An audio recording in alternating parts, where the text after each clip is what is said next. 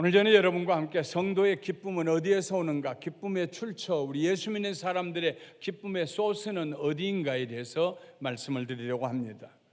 사람들은 본능적으로 기쁨을 추구합니다. 목이 마르면 물을 찾는 것처럼, 염분이 사라지면 소금을 찾는 것처럼, 피곤하면 누울 곳을 찾는 것처럼, 배가 고프면 먹을 걸 찾는 것처럼, 우리 사람들은 인생에 있어서 절대 필요한, 없어서는 안 될 것이 기쁨입니다. 평생 기쁨이 없이 산다는 것은 그보다 더 큰 고통이 없을 것입니다. 집안에 새로운 생명이 태어난다든지, 결혼을 한다든지, 직장에서 진급을 한다든지, 장사가 잘 되었다든지, 이런 일들이 우리를 기쁘게 합니다. 그런데 이런 기쁨은 오래가지가 않습니다. 성경이 말하는 기쁨은 세상의 기쁨과 전혀 다릅니다. 세상에서 주는 기쁨이 눈에 보이는 가시적인 것들이라면 우리 성도들이 누리는 기쁨은 눈에 안 보이는 하나님께로부터 오는 기쁨입니다. 시편 16편에서 다윗은 그의 기쁨의 출처에 대해서 이렇게 얘기했습니다. 내가 여호와를 항상 내 앞에 모심이여 그가 나의 오른쪽에 계심으로 내가 흔들리지 아니하리로다. 이러므로 나의 마음이 기쁘고 나의 영도 즐거워하며 내 육체도 안전히 살리니 이는 주께서 내 영혼을 수월해 버리지 아니하시며 주의 성도를 멸망시키지 않으실 것임이니이다. 주께서 생명의 길을 내게 보이시리니 주의 앞에는 충만한 기쁨이 있고 주의 오른쪽에는 영원한 즐거움이 있나이다. 다윗은 항상 가장 중요하게 다윗이 생각했던 것은 하나님을 자신의 앞에다가 모시는 것이었습니다. 자기가 늘 하나님 우편에, 하나님이 자기 우편에 계시는 것을 의식하는 것이었습니다. 물론 하나님이 물체가 아니시기 때문에 이리저리 옮겨서 내 앞에 모시고 그럴 수 있는 건 아닙니다. 하나님을 내 앞에 모신다는 말은 내가 하나님 앞에 나아간다는 것입니다. 하나님의 임재하심 앞에 내가 들어간다는 말입니다. 늘 하나님이 보시는 그 시선의 영역 아래 내 자신을 둔다는 것입니다. 늘 주님을 생각한다는 것입니다. 끊을 수 없는 생명의 줄처럼 하나님과 우리 사이가 사랑의 관계로 매여 있을 때에, 그때 우리는 하나님이 내 앞에 계시고 내가 하나님 앞에 있고, 하나님이 내 우편에 계시고 내가 하나님의 좌편에 있는 것과 같은 확신을 갖는 것입니다. 그 결과 다윗은 흔들리지 않는 인생을 살 수 있었습니다. 어떤 경우에도 흔들리지 않는 삶을 사는 것은 축복입니다. 염려하고 근심하고 어찌할 바를 모르고 흔들리고 어지럽고 이런 삶을 사는 것보다 어떤 경우에도 흔들림이 없는 삶, 하나님을 모시고 사는 삶입니다. 다윗의 마음에 기쁨이 충만하고 그의 영은 즐거움으로 가득 찼습니다. 그러니까 그의 육체까지도 건강했습니다. 하나님을 그의 앞에 모시고 사는 다윗의 마음에 큰 믿음이 있었습니다. 주께서 내 영혼을 수월해 버리지 아니하시며 주의 성도를 멸망시키지 않으실 것임입니다. 수월은 무덤입니다. 주께서 주님을 섬기고 모시며 주의 앞에 있는 그 성도의 영혼을 무덤에 내려가게 하지 않으실 것입니다. 죽음을 생각하고 사망을 생각하고 좌절과 절망 가운데 버림받지 않도록 하실 것입니다. 망하지 않게 하실 것입니다. 사람이 가장 견디기 힘든 감정이 버림받은 감정입니다. 모든 사람이 다윗을 버렸을지라도 다윗은 하나님이 나와 함께 하시면 나는 버림받지 않는 존재라는 흔들리지 아니하는 믿음을 가지고 살았습니다. 주께서 생명의 길을 내게 보이시리니, 이 말씀은 주께서 지금까지 계속해서 다윗에게 생명의 길을 보여주셨다는 말입니다. 그 생명의 길은 빛의 길입니다. 하나님의 생명의 빛이 인도하여서 아무리 어두워도 그 빛 가운데로 걸어가기 때문에 거기는 생명이 있습니다. 그 생명의 길에서 다윗은 충만한 기쁨과 영원한 즐거움을 얻으며 산다고 고백했습니다. 다윗은 우리 모든 성도들을 대표합니다. 그러므로 우리 모든 성도들도 여러분과 저도 다윗처럼 항상 하나님을 우리 앞에, 우리 자신을 하나님 앞에, 하나님을 우리 곁에, 우리를 하나님 곁에 놓고 사는 이런 신앙의 의식을 가지고 사시기를 주님의 이름으로 축원합니다.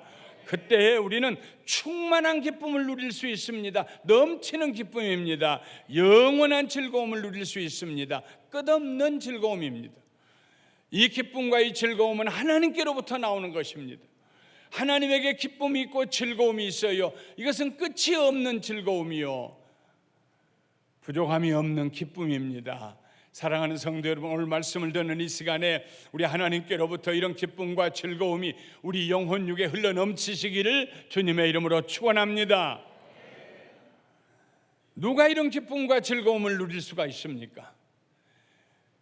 시편에 보면 다윗의 시 중에 제일 자주 나오는 말 중에 하나가 기쁨이라는 말입니다. 그리고 이 기쁨이라는 말은 늘 구원이라는 말과 연결이 되어 있습니다. 하나님께 구원받은 성도들만이 누릴 수 있는 기쁨, 즐거움을 다윗은 말하고 있습니다.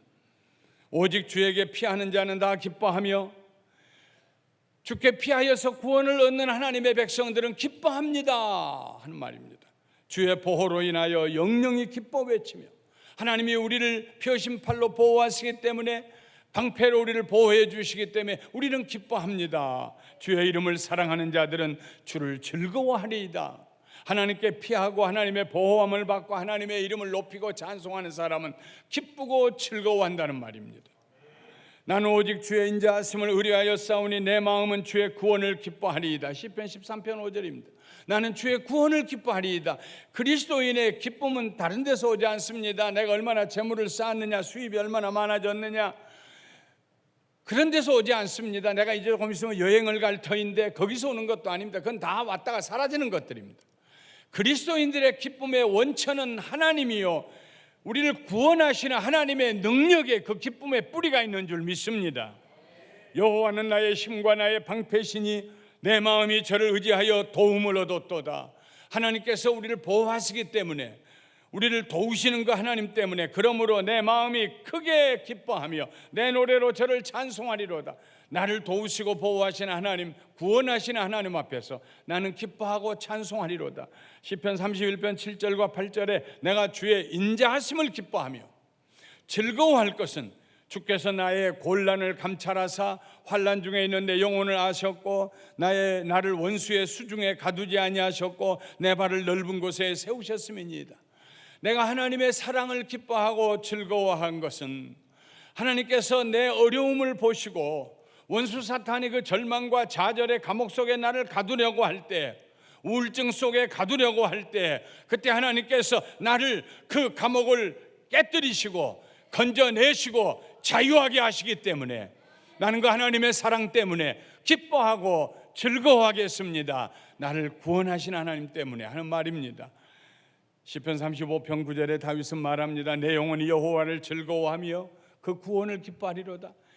계속해서 다윗은 나를 구원하신 하나님 때문에 나는 기뻐하고 즐거워하리로다. 여러분, 우리가 예수님의 이름으로 구원받고 하나님의 자녀가 되신 줄 믿습니다. 이름으로 우리는 기뻐하고 즐거워해야 합니다. 기쁨이 흘러들어오고 있습니다. 우리 마음을 닫아놓기 때문에 그 기쁨이 안 들어오는 것이죠. 기쁨을 다른 데서 찾으려고 하기 때문에 못 찾고 있는 것이죠. 하나님을 우리 앞에 모시고 하나님을 향해서 두 손 들고 하나님을 구원하신 그 구원을 찬송해 보십시오. 우리를 사랑하셔서 그 불꽃 같은 눈으로 우리를 지켜보시는 것을 마음에 그려보십시오. 그러면 우리 마음에 기쁨이 솟아오릅니다. 세상이 줄 수 없는 즐거움, 기쁨이 솟아오릅니다. 이런 기쁨이 우리에게 올 때에, 하나님께로부터 기쁨이 우리에게 흘러들어올 때 세 가지의 축복이 있습니다. 첫 번째 축복은 환난과 시련을 극복할 수 있는 능력을 얻게 되는 축복입니다. 바울은 로마서 5장에서 이렇게 말합니다. 그러므로 우리가 믿음으로 의롭다 하심을 얻었은지 우리 주 예수 그리스도로 말미암아 하나님과 더불어 화평을 누리자. 그러므로 또한 그로 말미암아 우리가 믿음으로 서 있느니 은혜에 들어감을 얻었으며 하나님의 영광을 바라고 즐거워하느니라. 다만 이뿐 아니라 우리가 환난 중에도 즐거워하나니, 환난 중에도 즐거워하나니, 이 즐거움이 어디서 왔습니까? 우리를 구원하시고 우리를 의롭다 하시고 우리를 자녀 삼아 주신 그 하나님의 구원의 은혜, 그 은혜 아래 우리가 살 때 우리는 환난 중에도 기뻐하고 즐거워할 수 있다는 것입니다. 이는 환난은 인내를, 인내는 연단을, 연단은 소망을 이루는 줄 알미니라. 하나님께로부터 오는 기쁨이 있는 사람은 환난을 당할 때요 견딥니다. 세상에 견딘다는 것보다 더 위대한 힘은 없습니다. 견딥니다. 넉넉히 이깁니다. 낙심하지 않습니다. 내가 능력 주시는 자에서 내가 모든 것을 할 수 있다고 내 뒤에 나를 받쳐주고 계시는 하나님의 성령님이 계신 것을 믿고 환난과 시련이 다가와도, 어려움이 다가와도 피하려고 하지 아니하고, 원망하지 아니하고 당당하게 발 하나를 앞으로 내밀고 그리고 견딥니다. 근데 그냥 견디는 것이 아니라 견디다 보니까 우리 속에 능력이 생겨요. 그래서 연단에 이르게 됩니다. 연단은 뭐냐 하면은 그 사람이 감당할 수 있는 파워입니다. 우리가 어떤 물건을 만들고 난 다음에 이 물건, 이 줄은 몇십 파운드까지 들 수 있습니다. 표시를 해놓습니다. 사슬을 만들고 난 다음에 이 체인은 500파운드까지 들 수 있습니다. 모든 물건은 그 물건이 감당할 수 있는 그 능력의 표시가 되어 있습니다. 사람이 다 똑같은 것은 아니에요. 어떤 사람은 벌써 환난과 시련의 소문만 들려도 저기 구름 한 점만 떠올라도 아이고 이제 우리는 홍수돼서 다 떠내려갈 거다 하고 염려하고 도망가는 사람이 있어요. 어떤 사람은 조금 견디는 척 하다가 못 견디고 주저앉고 좌절하는 사람이 있어요. 그런데 어떤 사람은요 끝까지 어디를 믿는지, 믿는 구석이 무엇인지 도대체 모르지만은 끝까지 밝은 얼굴로 낙심하지 아니하고 앞을 향하여서 나가는 사람이 있어요. 누굽니까? 구원받은 성도들 여러분과 내가 그런 사람들인 줄 믿습니다. 그래서 영적으로 볼 때 우리에게 붙어있는 표시는 무엇입니까? 이 사람은 어떤 환난과 어떤 시련과 어떤 어려움이 와도 능히 견디고 승리할 수 있다. 하나님께서 우리에게 표시를 붙여주시는 줄 믿습니다. 그래서 우리는 구원받은 성도들은 환난 중에서도 즐거워해요. 왜냐하면 그 환난이 우리에게 소망을 가져다 주고 우리로 하여금 하나님 앞에서 더 성숙하고 더 성장하고 더 많은 일을 할 수 있는 지도자가 될 수 있게 만들어주는 것을 믿기 때문에 낙심하지 않습니다. 환난이 올 때 잘 왔다. 시련이 올 때 잘 왔다. 그렇다고 환난과 시련을 즐거워하고 그 안에서 죽치고 앉아서 산다는 얘기가 아닙니다. 예수 그리스도의 이름으로 이기고 승리하고 그 위에 올라서서 하나님의 영광을 드러내고 다른 사람의 손을 붙잡고 끌어내는 구원을, 하나님의 구원을 보여주는 사람, 이런 사람들이 리더가 될 수 있습니다. 예수 믿는 사람들은 세상에 나가서 그가 어느 곳에 있든지 어떤 환경에 있든지 모두 위대한 리더가 되어야 할 줄 믿습니다. 초대교회 성도들이 그 무서운 박해를 당하고 순교를 당하고 그럴 때에도 그들은 기뻐했습니다. 기쁨이 충만했습니다. 그 기쁨이 있었기 때문에, 하늘로부터 오는 기쁨이 있었기 때문에 그들은 그 시험을, 환난을, 박해를 견디고 이길 수 있었습니다. 그래서 오늘 우리가 존재한 것입니다. 만일 그들이 다 놀래고 지치고 피곤하고 두려워서 다 숨어버리고 예수 안 믿고 끝냈더라면 오늘 우리는 예수 믿는 축복을 누릴 수 없었을 것입니다. 우리 초대교회의 믿음의 선배들이 그랬던 것처럼 사랑하는 성도 여러분, 우리들도 환난과 시련을 당할 때 하나님께로부터 오는 이 구원의 기쁨을 가슴속에 간직하고 이기고 승리함으로 우리 후대의 우리 자손들과 우리 이웃들에게 예수 믿는 축복을 전해주게 되시기를 주님의 이름으로 축원합니다. 예수님 마태복음 5장 11절 12절에 말씀했습니다. 나로 말미암아 너희를 욕하고 박해하고 거짓으로 너희를 거슬러 모든 악한 말을 할 때에는 너희에게 복이 있나니 기뻐하고 즐거워하라. 하늘에서 너희의 상이 큼이라. 너희 전에 있던 선지자들도 이같이 박해하였느니라.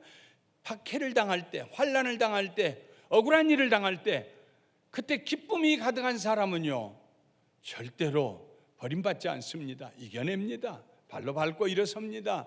기쁨이 마음속에 있어요. 하늘에 복이 있다는 것을 마음에 믿기 때문에 기쁨으로 극복할 수가 있습니다.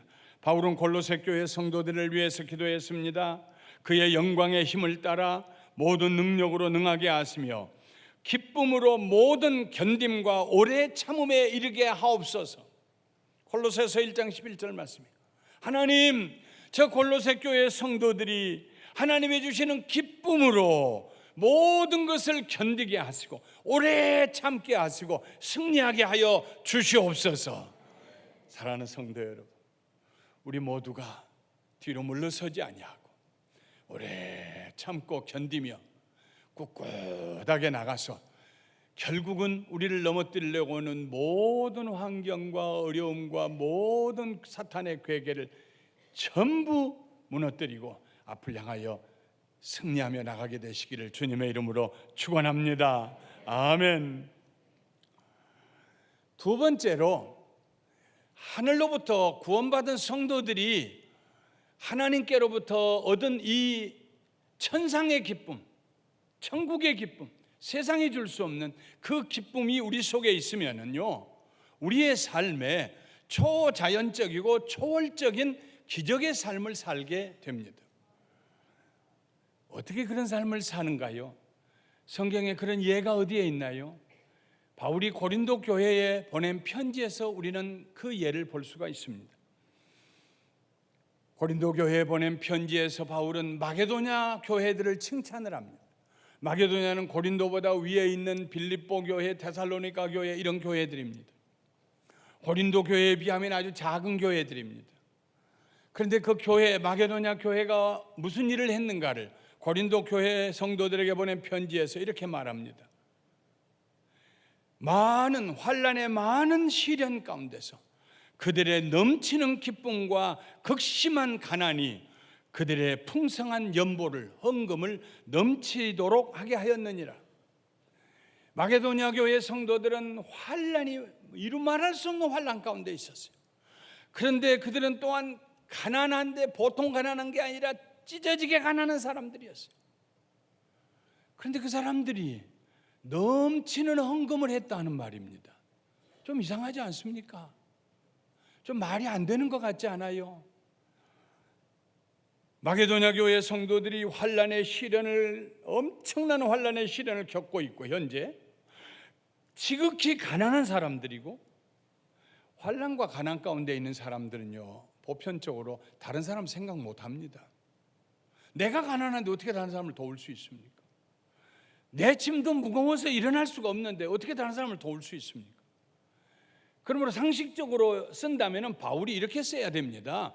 환난의 많은 시련 가운데서 그들이 극심한 가난 때문에 헌금을 많이 하지 못했다, 이래야 됩니다.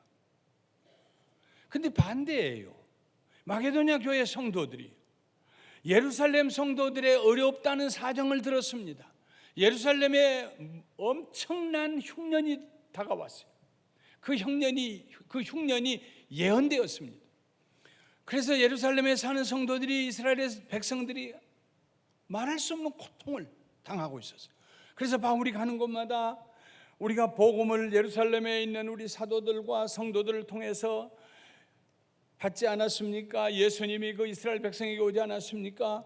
우리가 좀 십시일반 도우십시다 하고 다니면서 예루살렘 교회를 돕자고 헌금하자고 얘기를 했어요. 마게도냐 교회 성도들은 그렇게 하리라고 생각도 안 했을 것입니다. 지극히 가난하니까. 그런데 그 지극히 가난한 마게도냐 성도들이, 환난의 시련 가운데 있는 성도들이 풍부한 헌금을 예루살렘 교회를 위해서 했다 하는 말입니다. 그러면서 고린도 교회 성도들에게 여러분들도 해야 되지 않겠는가 하는 편지입니다. 어떻게 말할 수 없는 환난의 시련 가운데 있는 마게도냐 성도들이, 그렇게 지극히 가난한 마게도냐 성도들이 그렇게 풍성한 헌금을 할 수 있었습니까? 한 가지가 있었기 때문입니다. 그것은 바로 넘치는 기쁨이 있었기 때문입니다. 넘치는 기쁨이, 환난 가운데 있는 마게도냐 성도들, 지극히 가난한 성도들, 그들에게 다른 사람이 가질 수 없는 넘치는 기쁨이 있었어요. 가난함에도 불구하고, 환난 가운데 있음에도 불구하고 찬송을 부르지 않을 수가 없고, 춤을 추지 않을 수가 없고, 입에서 감사가 넘쳐나오고 기쁨이 넘쳤어요. 즐거움이 넘쳤어요. 그런데 예루살렘 교회의 성도들이 어렵다는 얘기를 들으니까 우리 기도하고 그들을 위해서 헌금하십시다 했는데 결과적으로 보니까 그들의 형편에 비하면 엄청난 헌금을 거둬서 바울 사도에게 드려서 전해 주십시오 이랬다는 얘기입니다. 예수 믿고 구원받는 성도들이 누리는 기쁨에는 놀라운 능력이 있습니다. 환경이 아무리 어렵고 힘들어도 우리 속에 넘치는 기쁨이, 하나님이 주시는 기쁨이 있다면 어떤 환경 가운데서도 사랑하는 성도 여러분, 우리는 초자연적이고 초월적인 삶을 살게 될 줄 믿습니다. 원수를 사랑하고 용서할 수 있게 되고요, 다른 사람을 사랑으로 섬길 수 있게 되고요, 내게도 슬픔이 많이 있지만 그럼에도 불구하고 이웃을 찾아가서 그들의 손을 잡고 같이 울어줄 수 있고요, 마게도냐 성도들처럼 하나님께로부터 오는 기쁨, 그 기쁨이 우리로 하여금 환난의 시련을 이겨내게 합니다. 우리의 삶을 세상 사람들의 눈으로 보기에는 비정상적인, 그러나 하나님의 눈으로 볼 때에는 축복받는 창조적인 그런 삶을 살게 해줍니다.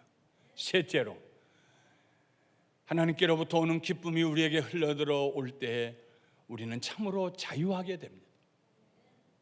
자유하게 돼요. 묶을 사람이 없어요. 바울 사도가 감옥에 갇혔습니다. 그런데 바울 사도가 감옥에 갇혔다는 말을 듣고 평소에 바울을 시기하고 질투했던 어떤 주의 종들이 있었어요. 아, 바울은 예수님도 만난 적이 없어, 그 사람은 사도가 아니야, 그리고 바울보다 더 율법적이 되어서 할례를 받으라고 하고 다니고, 이런 시기와 질투로 일을 하는 주의 종들이 있었어요. 그들이 바울이 감옥에 갇히고 나니까는 제 세상인 것처럼 열심을 내고 복음을 전하러 다니는데 항상 잊어버리지 않냐고 한마디 붙이는 말이 있었습니다. 아, 바울이 이제까지 전했던 것은 순수한 기독교가 아니라고, 순수한 복음이 아니라고, 우리 말을 들어야 된다고. 아, 바울이 저렇게 감옥에 갇혀 있는 것은 누가 아냐고, 아마 이렇게 얘기하면서 은근히 빗대어서 바울을 비하시키고 바울을 헐뜯고 이런 사람들이 있었어요. 그래서 빌립보 교회 성도들 중에 누군가가 감옥에 갇혀 있는 바울에게 그 얘기를 전했던 것 같아요. 너무 속상해요, 바울 사도요. 아니, 그냥 와서 복음만 전하면 되지 왜 바울 사도를 자꾸 헐뜯습니까? 그러니까 복음 전하는 그들의 복음이 마음에 안 들어옵니다. 나쁜 사람들입니다. 이런 얘기를 바울에게 얘기했어요. 그러니까 바울 사도가 빌립보 교회 성도들에게 편지를 보냅니다. 걱정하지 말라고, 나는 괜찮다고, 복음만 전해지면 되는 거 아니냐고. 그러면서 이렇게 말합니다. 저들은 나의 매임에 괴로움을 더하게 할 줄로 생각하여 순전하지 못하게 다툼으로 그리스도를 전파하느니라. 그러면 무엇이뇨? 외모로 하나 참으로 하나 무슨 방도로 하든지 전파되는 것은 그리스도니 이로써 내가 기뻐하고 또한 기뻐하리라. 그들이 다니면서 나를 헐뜯고 나를 비하시키고 그렇게 다닐지라도 그들이 복음을 전하고 예수님을 전하면 된 거 아니냐.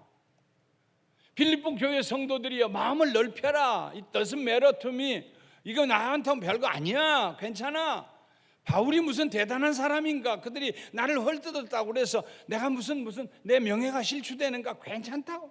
나는 복음 전하다가 감옥에 갇혔고 앞으로 죽임을 당할지라도 나는 이것을 감사함으로 받아들인다. 여러분, 그것 때문에 시험 들지 마십시오. 나는 그들이 나를 시기함으로도 열심히 복음을 전하고 다닌다는 말을 들으니 오히려 기쁘고 기쁩니다. 사랑하는 성도 여러분, 하나님의 구원을 체험한 성도들이 하나님께로 받은 기쁨이 그 속에 가득하면 어떤 환경에서든지 사사로운 일로 시험 들고 결박당하지 아니하고 자기를 자유하게 할 수 있습니다. 자유하게 할 수 있습니다. 나는 기뻐요. 옛날에 우리 불렀던 찬송처럼 정말로 기뻐요. 하나님이 내게 주시는 기쁨이, 즐거움이 내 속에 있을 때요, 누가 설사 나를 험담을 한다고 할지라도, 누가 나를 모함을 한다고 할지라도, 누가 나에 대해서 억울한 소리를 한다고 할지라도, 평소에 그 몸에 기름을 잘 발라놓았던 오리가 시궁창에 들어갔다가 나와서 몸 한번 털면은 다시 반짝반짝 그 털이 빛나는 것처럼 어떤 경우에도 사로잡히지 않아요. 후크되지 않아요. 고기가 낚시에 걸리는 것처럼 걸려서 빼지를 못하고 나 그 사람 때문에 못 살겠어, 그런 생활하지 않아요. 하나님의 기쁨으로 충만한 사람들은, 그 기쁨의 기름을 그 온 영혼에 바른 사람들은 어떤 경우에도 자유롭습니다. 자유롭습니다. 사랑하는 성도 여러분, 이런 자유를 누리며 사시기를 주님의 이름으로 축원합니다. 그러므로 바울은 빌립보 교회 성도들에게 그 조그만 4장밖에 없는 서신에 여러 번 기뻐하라는 말을 합니다. 정말로 나의 형제들아, 주 안에서 기뻐하라. 만일 너희 믿음의 재물과 봉사 위에 내가 나를 관제로 마지막에 붓는 기름으로 드릴지라도 나는 기뻐하고 너희 무리와 함께 기뻐하리니 이와 같이 너희도 기뻐하고 나와 함께 기뻐하라. 주 안에서 항상 기뻐하라. 내가 다시 말하노니 기뻐하라. 사랑하는 성도 여러분, 인생을 살면서 기쁨이 없이는 못 삽니다. 우리는 늘 기쁨을 추구합니다. 뭐 좋은 일 좀 없어요? 기쁜 일 있으면 좀 나누자는 얘기입니다. 그런데 세상에 주는 기쁨은요, 굉장히 찰나적이에요. 기뻐했는가 사이에 사라지고 말아요. 다윗은 말했습니다. 너희 의인들아 여호와를 기뻐하며 즐거워할지어다. 마음이 정직한 너희들아 다 즐거이 외칠지어다. 우리가 기뻐하자, 즐거워하자, 즐겁게 노래하자, 춤을 추자, 찬송하자. 하나님 앞에서 마치 언약궤를 오베데돔의 집에서 메고 오면서 다윗이 사람들 앞에서 춤을 추고 속살이 다 보이도록 깡충깡충 뛰면서 오는 것처럼, 사랑하는 성도 여러분, 늘 우리 자신이 하나님 앞에, 하나님께서 우리 앞에 계시는 것을 확인하며 사시기를 주님의 이름으로 축원합니다. 그리하여서 우리 속에 기쁨이 충만하고 그 기쁨을 우리는 나누어 주면서 살아야 합니다.